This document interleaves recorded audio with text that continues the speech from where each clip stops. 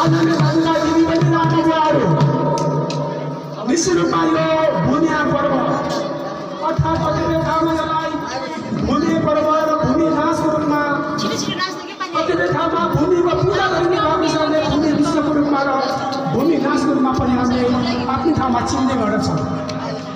आज परिवर्तन गाउँपालिकाको 1 नम्बर वडाको समितिको परिवर्तनमा हाम्रो कला र संस्कृतिलाई जगेर्ना गर्दै र हामीले हाम्रो पहिचान हाम्रो जुन खालको सम्पत्ति छ त्यसलाई जगेर्ना गर्ने हेतुले जसरी तेस्रो भूमि उत्सव 2083 आयोजना गरेको छ त्यसको लागि म आयोजक कमिटीलाई विशेष धन्यवाद दिन चाहन्छु। निश्चित रूपमा भूमि पर्व अर्थात् भूमि नेपालको मग समुदायको भाषीहरूले मनाउने एउटा महत्त्वपूर्ण चाड हो। आज मग समुदायको चाड हुँदा हुँदै पनि आज हाम्रो सबैको चाडको रूपमा हामीले स्थापित गरेका छौँ। किनकि नेपाल भनेको 4 जात 36 वर्णको साझा परिवार हो। हामी एकअर्काको संस्कार पनि र कलालाई सम्मान गर्छौँ। हामीले एकअर्काको धर्मले सम्मान गर्छौँ र जति हामी जात जातिहरू छौँ हामी सबैले एकअर्कालाई सम्मान गर्दै हामी यहाँसम्म आएका छौँ।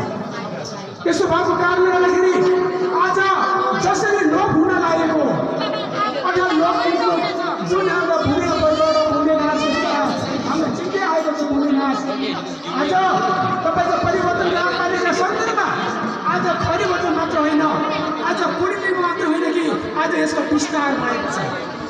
आज विस्तार हुने जाने क्रममा आज परिवर्तन गाउँपालिकाको भागमा नपर्ने चाहिँ हिजो मात्र हामीले उद्घाटन गरेर भव्य ढङ्गले हामीले सम्पन्न गरेको अवस्था चाहिँ छ। किनकि यो हामीले जन्मेर गर्ने तपाईँहरूको सबैको दायित्व हो। यसलाई बचाउने यसलाई सम्बोधन गर्ने तपाईँहरूको सबैको दायित्व हो।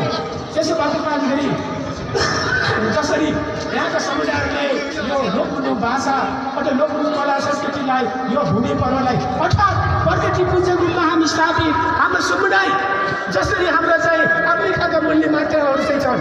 हिजो एक गते भूमिको पूजा गरेर जुन तपाईँको बाँकी पहिरोको कारणले गर्दाखेरि कोही कसैको नोक्सानी नहोस् कोही कसैको क्षति नहोस् र हामीले लगाएको पालिलाहरू सप्रोस् सुध्रोस् भनेर चाहिँ भूमिको पूजा गरेर हामीले चाहिँ मनाउने गरेको यो एउटा पर्व हो।